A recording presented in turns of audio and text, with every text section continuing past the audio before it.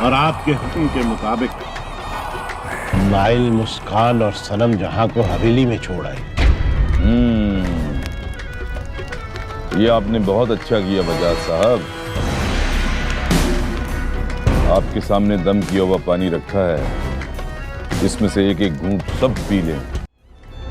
शाहजी, आप हम सबको ऐसे क्यों देख रहे हैं? आरफा बीबी, अगर आप लोगों के घर में से कोई नाग या नागिन होता तो मेरा दम किया हुआ पानी पीने से अपनी असली हालत में वापस फौरन आ जाता। बजाज साहब, मुझे आज भी पूरा यकीन है मुस्कान, नाइल या सनम जहां में से कोई नाग या नागिन जरूर है। इसीलिए मैंने आपको मना किया था उन्हें यहां लाने से। तो शाहजी, अब आप साबित कैसे करेंगे कि वो नाग है या नागिन है? इसकी फिक्र करने की आपको जरूरत नहीं है। मेरे पास नायाब नागिनों की एक नस्ल जिसका नाम है काशी वासी, उनका एक मुवक्किल मेरे पास कैद है। जब मैं अमल शुरू करूंगा तो वो मुवक्किल उनको मेरे सामने लेकर आ जाएगा। शाहजी, अब हम शुरू करें। बजाज साहब, जब मैं अमल शुरू करूंगा तो मेरे इस डेरे पे सांपों की हाजिरी होगी, लेकिन किसी को परेशान या घबराने की जरूरत नहीं है। मेरे होते हुए कोई सांप या नागन किसी को नुकसान नहीं पहुंचा सकती। सब लोग आंखें बंद कर लें।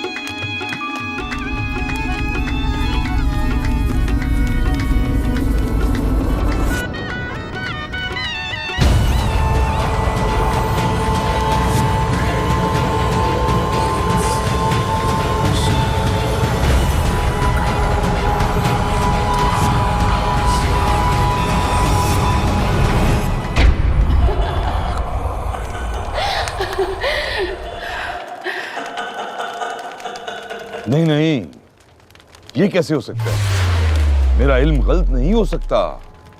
शाहजी, आपका ये अमल भी नागिन को सामने नहीं ला सका। बात दरअसल ये है कि बात कुछ भी नहीं है शाहजी। दरअसल आपने हमें बेवकूफ बना रखा है, पागल बना दिया हम सबको। रोज उल्टी सीधी हरकत करते हैं और निकलता कुछ भी नहीं है। इशफाक साहब, मैं तो खुद परेशान हूँ। मेरा इल्म कैसे गलत हो सकता है?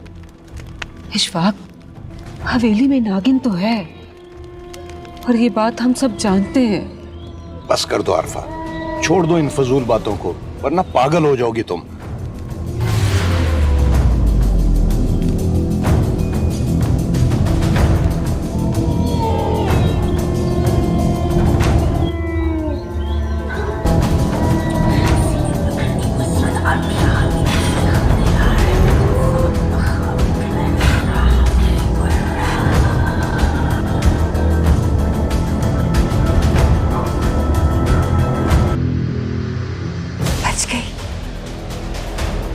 सनम जहां बच गई।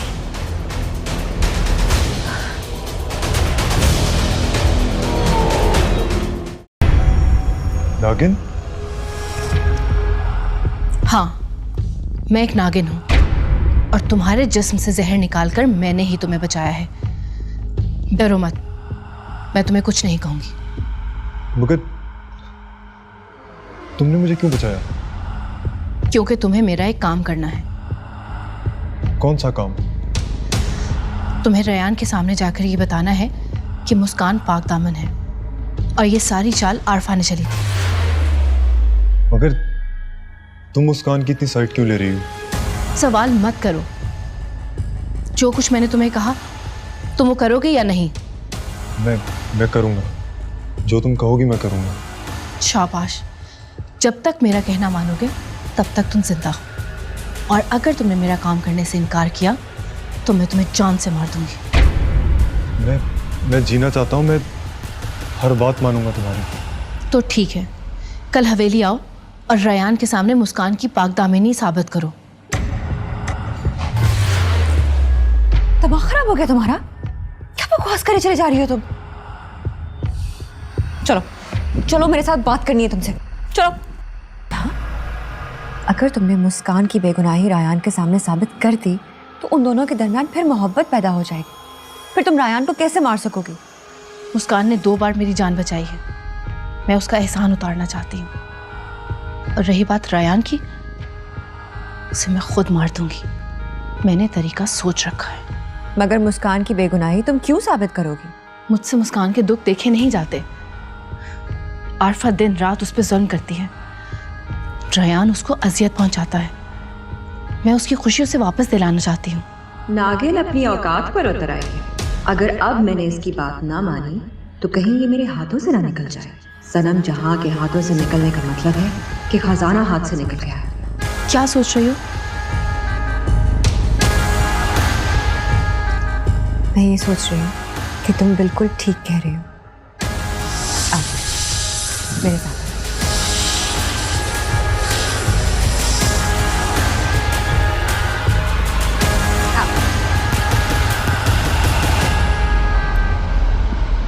आखिर तुम मुझसे क्या चाहती हो पाशी? मैं तो वही चाहती हूँ जो सनम जहां चाहती है, और वो ये है कि तुम कल जाओगे हवेली और वहां मुस्कान की पाक दामनी की गवाही दोगे। तुम जो चाहोगी मैं वो करूंगा। शाबाश, 1 मिनट।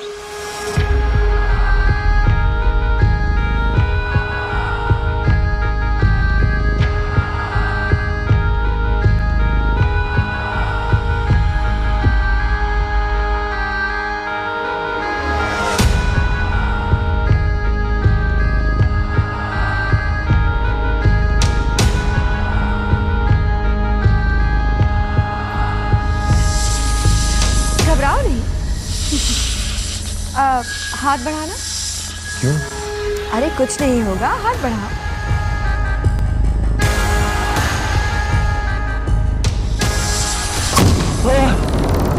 ये क्या किया तुमने? ये क्या किया पाशी? तुमने फिरोज को डसवा क्यों दिया? तुम क्यों फिक्र कर रही हो नागिन? इस सांप के जहर से ये नहीं मरेगा, लेकिन हाँ, इस जहर का आदी जरूर हो जाएगा। क्या मतलब?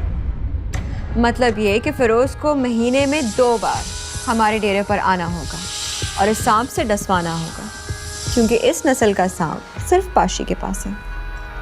लेकिन पाशी, तुम फिरोज को इस जहर का आदी क्यों बनाना चाहती हो? बहुत भोली हो नागिन, इंसानों को नहीं जानती। ये कल हवेली जरूर जाता और वहां जाके मुस्कान की बेगुनाही की गवाही भी दे देता, मगर फिर साथ ही तुम्हारा राज फाश कर देता, बता देता सबको कि तुम एक इच्छाधारी नागिन हो और तुम्हारी नेकी तुम्हारे गले पड़ जाती। फिर कैसे तुम अपने बाप दादा का इंतकाम लेती? इसका मतलब है कि अब फिरोज मेरे राज को राज रखेगा। रखना पड़ेगा। लड़के, तुम्हें अपनी जुबान बंद रखनी पड़ेगी, क्योंकि इस सांप का जहर तुम्हारी मजबूरी बन चुका है और ये मजबूरी तुम्हें अपनी जुबान बंद रखने पर मजबूर रखेगी। और अगर मैं ना आऊं तो तुम मर जाओगे। नहीं, मैं जरूर आऊंगा। तुम जो कहोगी मैं करूंगा।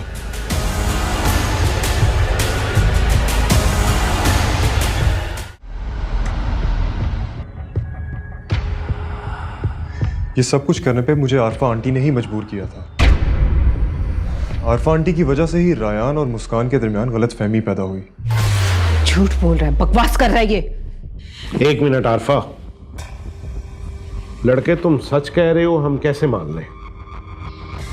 अगर आपको मेरी बातों पर यकीन नहीं है तो मैं आपको ये रिकॉर्डिंग सुनवा देता हूं। सुनिए। तुम थोड़ी देर तक रहमत के घर चले जाओ और रेयान के सामने मुस्कान के साथ कुछ ऐसी गुफ्तगू करना कि उसे महसूस हो जाए कि तुम दोनों के बीच में कुछ है। जी ठीक है, मगर रायान को गुस्सा आ गया तो? गुस्सा ही तो चढ़ाना है उसे। अगर इसके बावजूद भी आपको मेरी बात पर यकीन नहीं है तो मैं हल्फ उठाने के लिए तैयार हूं कि मुस्कान एक पाक दामन लड़की है और मासूम है। नहीं, अब हमें और किसी सबूत की जरूरत नहीं है। तुम जा सकते हो।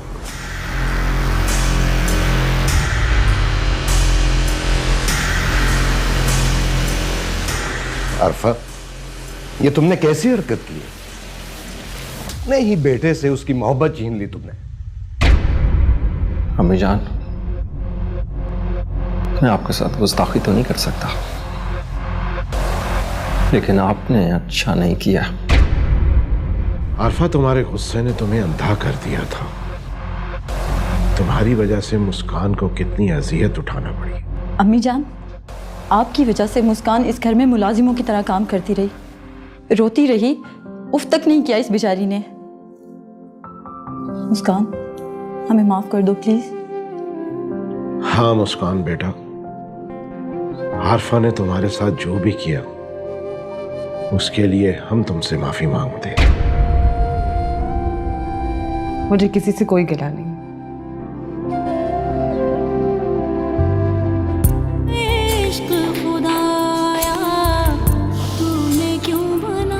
मैंने जो कुछ किया इस हवेली की भलाई के लिए किया है। अगर आप लोगों को समझ नहीं आई तो मैं क्या कर सकती हूँ।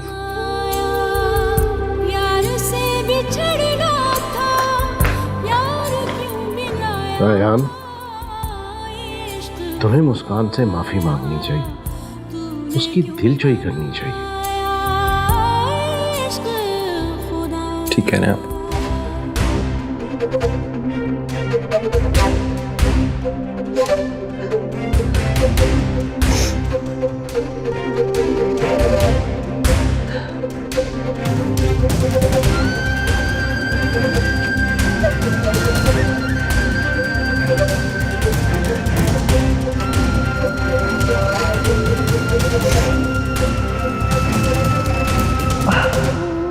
देखो मुस्कान,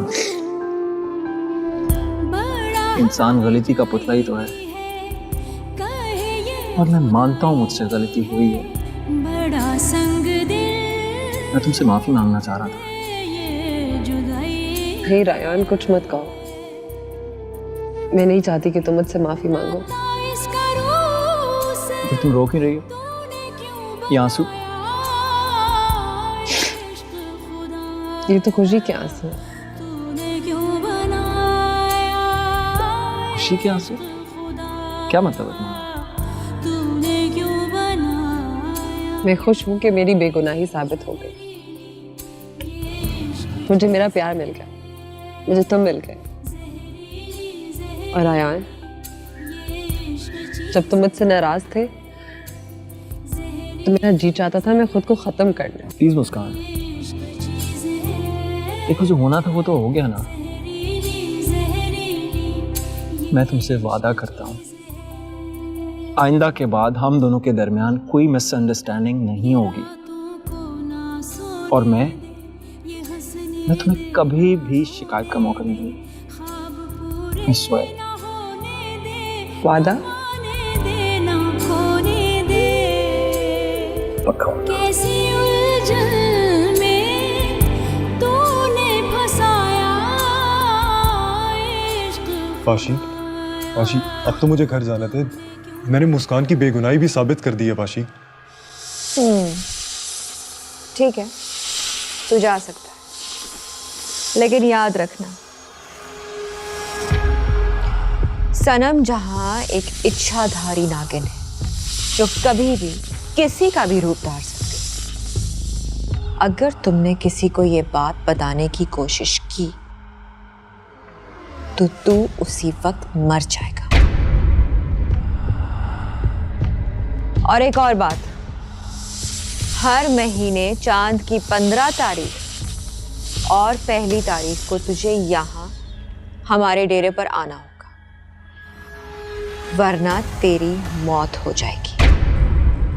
मैं समझ गया पाशी। अब मुझे घर जाना दे, मेरी बहन मेरा इंतजार कर रही होगी। ठीक है। आरफा बीबी, आपने मुझे बुलाया? हाँ सनम जा, बैठो तुम।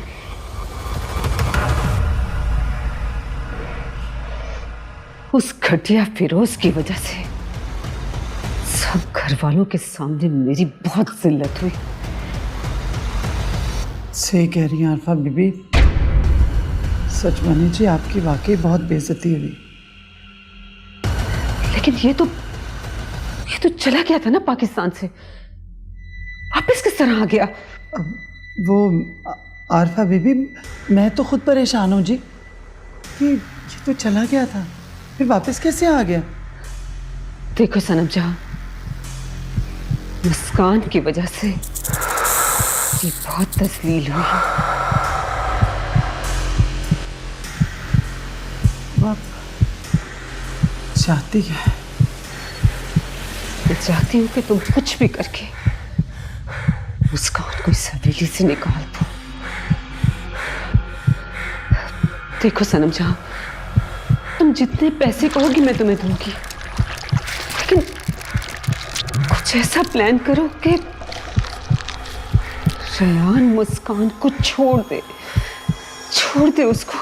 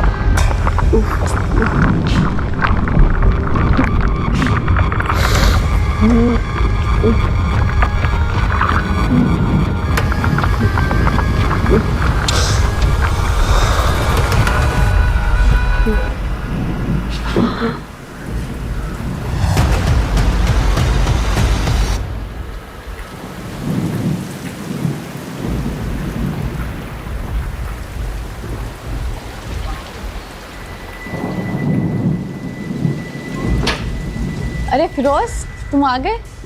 ये तुमने बहुत अच्छा किया कि तुमने रायान को सारी हकीकत बता दी। अब मुस्कान की ज़िंदगी में भी सुकून होगा, उसकी तकलीफ ख़त्म हो जाएगी। मगर मुझे ये बताओ, तुम्हारा सामान कहाँ है? सामान? हाँ, सामान। वो बात दरअसल ये है कि सनम जहाँ एक इच्छाधारी नागिन, अगर तुमने किसी को ये बात बताने की कोशिश की तो तू उसी वक्त मर जाएगा। हर महीने चांद की 15 तारीख और पहली तारीख को तुझे यहाँ हमारे डेरे पर आना, वरना तेरी मौत हो जाएगी। फिरोज, क्या हुआ? इतना पसीना क्यों आ रहा है तुम्हें? कुछ नहीं, मेरी तबीयत थोड़ी ख़राब है। मैं थोड़ा आराम करता हूँ। अच्छा सुनो, कर लो आराम, लेकिन तुम्हारा सामान कहाँ है?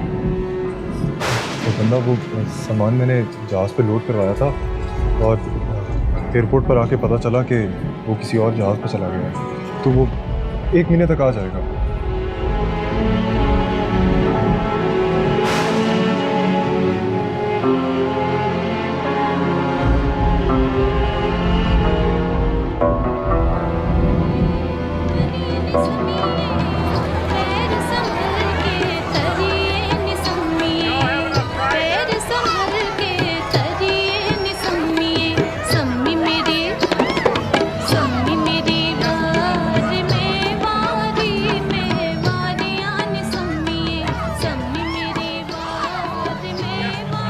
मुस्कान,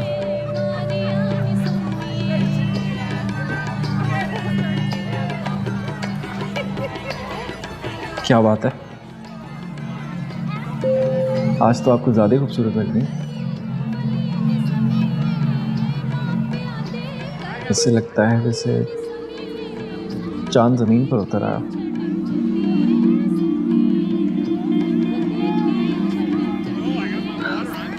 रहने दे, आपकी सारी बातें समझती। अच्छा, क्या समझते हो?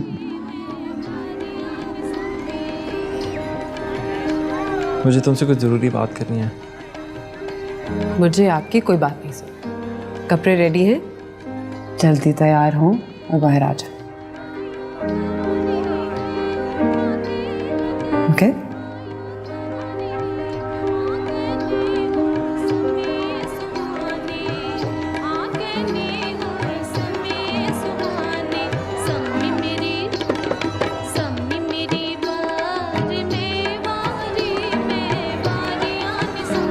अगर इसके बावजूद भी आपको मेरी बात पर यकीन नहीं है तो मैं हल्फ उठाने के लिए तैयार हूँ कि मुस्कान एक पाक दामन लड़की है। नहीं, अब हमें और किसी सबूत की जरूरत नहीं है। मैंने जो कुछ किया इस हवेली की भलाई के लिए किया है। अगर आप लोगों को समझ नहीं आई तो मैं क्या कर सकती हूँ? अरे क्या हुआ, ऐसे डर क्यों गई?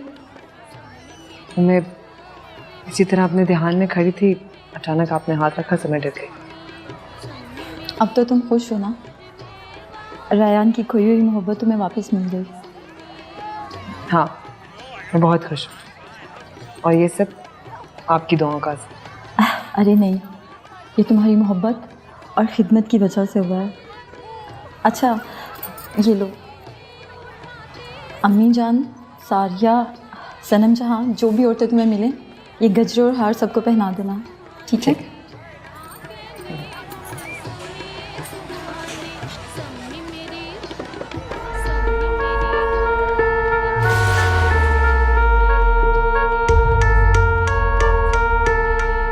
नाइल, तुम बहुत गलत कर रहे हो।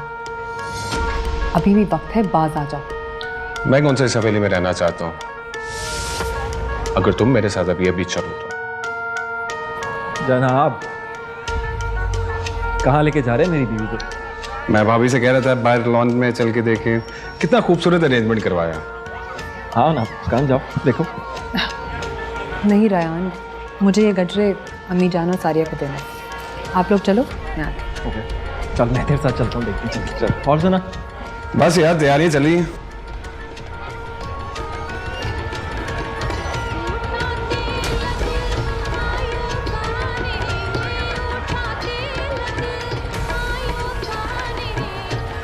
अम्मी जान, गजरे मुझे तुम्हारे ये गजरों की जरूरत नहीं है।